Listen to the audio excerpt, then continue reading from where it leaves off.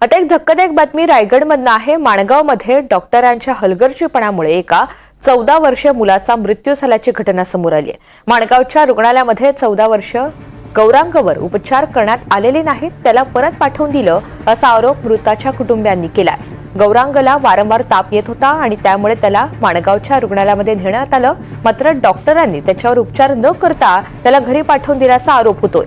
संबंधित डॉक्टरांवर आता कठोर कारवाई करण्याची मागणी सुद्धा केली जाते।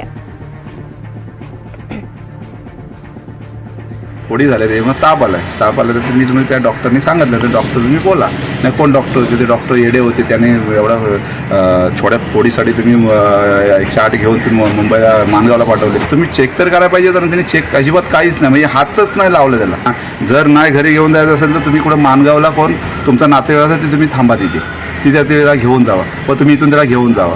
मग बोला आम्ही बोला आता जाणार कुठे, आमची गाडी आता गाड्या बी नाही आमच्याजवळ, या भाषेत ते बोलले। मग आम्ही बोलत सर ठीक आहे आता काय परिस्थिती अशी डॉक्टर येईच नाही चेक करायला, आपण काय पुढे बोलणार।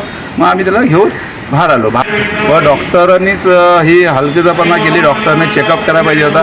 ते केस पेपर काढले, केस पेपर त्यांनी सांगितलं आम्हाला केस पेपर काढायचे नाही, तुम्हाला 4 टॅबलेट लिहून देतो, ते 4 टॅबलेट घ्या आणि त्याच आम्ही करा। रिसल आम्हाला त्या डॉक्टरावरतीच तक्रार करायची।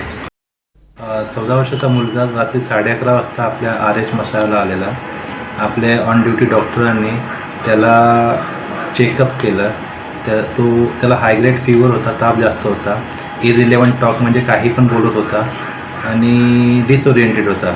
म्हणून आपण त्याला IV पॅरासिटामॉल लावलेला आणि पेशंटचा ताप कमी केला। नंतर तो डिसओरिएंटेड होता म्हणून त्याला आपण रेफर माणगावच्या सिव्हिल हॉस्पिटलला केलेलं होतं।